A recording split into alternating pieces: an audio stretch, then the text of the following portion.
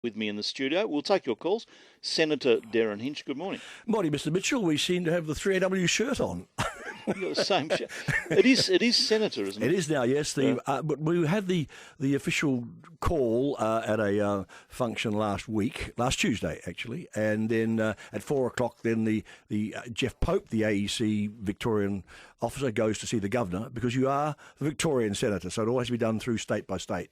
I think some haven't been yet fully declared. I think in Queensland, I think probably Roberts may still be senator-elect, I'm not sure. Okay. But yeah, I'm in. And you're starting the taxi report today. The taxi report, yeah. I mean, look, last night I was doing Laura J's show on Sky, and I'm down at South Bank, and I came out, and there's a taxi rank just right there. And as I walked up to it, I saw this guy parking his cab, and he's parking it so erratically, he actually drove on the curb and back down again. He couldn't back, he couldn't do this. And I actually opened the door and said, are you vacant? Not meaning his mental capacity. I thought, can I ride? And he said, yes. So I got in, and I said, I want to go to St Kilda Road. And he said, okay, do I go straight ahead? Now, straight ahead is the Crown underground car park with huge neon signs. So I thought, I'm in trouble here. I said, no, that's going in underground. He said, oh, do I go left? Well, there is no left. I said, you go right. And then we get down we're heading down. He said, this is my first day on the job. I thought, oh, here we go. We're heading down by Eureka Tower, and he goes straight. I scream. I said, it's a pedestrian crossing. He nearly wiped out 2 women on the pedestrian crossing. He said, oh, sorry. And then I said, turn right at the roundabout, at the Langham. He turns right. And I said, now go right onto City Road. He starts to turn left to take me to the Burnley Tunnel. I jumped out. I said, you should not be on the road. And I just jumped out the cab. Now, whether he's got his cousin's plate, I do not know. But this man should not have been driving a taxi in Melbourne. Was he affected by something, do you think? No, just incompetent. Gee. Just somebody who should not have been driving any car, let alone a taxi. Did you get his number? No, I just left. I was so busy making sure I didn't hit by the car coming past me that I didn't want to go to Burnley. So, with respect to people in Richmond. It's one of our great problems still, taxis. I mean, I had Graham Samuel and Alan Fells blaming each other last week. Well, that's why so I came here by Uber today. Oh, yeah? Uber X or Uber Black? I don't know what I am. I just ring. I've got a button thing. And I just hit the button thing on my app and a car turns up. Take me home. Take me home, that's all. 96900 693 13 13 32. You're going to fill in the census? Yes, I am. No objections? I remember years ago here, I used to say NOYB, N-O-Y-B or N-O-Y-Y-B, none of your bloody business. But the thing about your name, I can't see what's wrong with that. The tax office, everybody's got all your details. Probably Facebook's probably got as much information as anyone. Yeah, but that's at least voluntary. This is compulsory. Well, that's true. But I'll put my name on it. I'm tired of going to jail or being fined or being in court. So on this one, no. A lot of people are not. $180 a day. And they may enforce that. Oh, I hope not.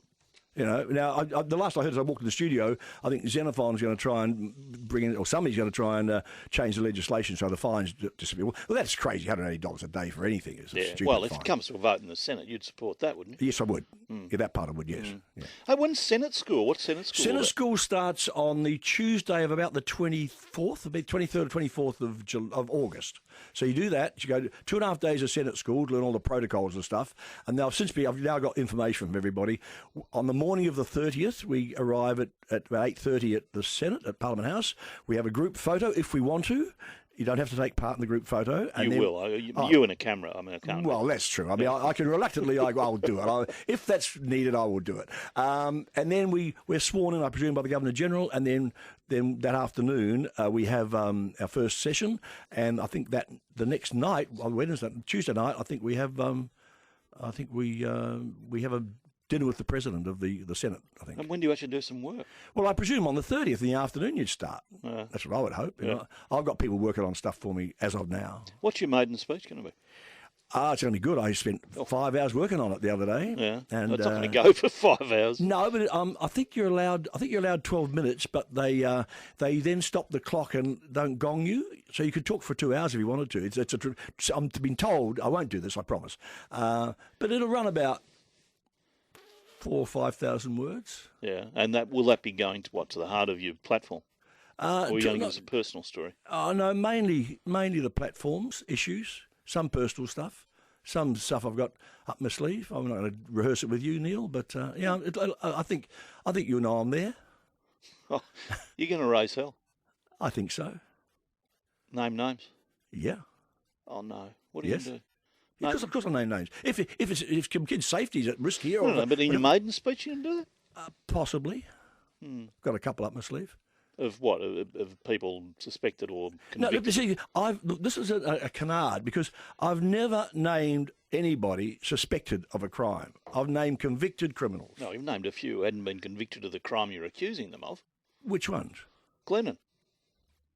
Glennon I named because he was a convicted rapist. Oh, he had been convicted. Yeah, that's true. He'd been convicted. And the fact of the matter is with Glennon, I went to everybody else. I went to the Premier. I've told you this before. I went to the Premier, went to the Attorney General, went to the church, and they should leave it to the courts. And he'd already, as it turned out, I said, but he's running a camp for kids in Lancefield in country Victoria. No, I understand why. And he still, and as we found out later on, he went back to jail for this. He was committing offences at that time at that camp. So we can say you will be possibly naming names of pedophiles in your maiden speech.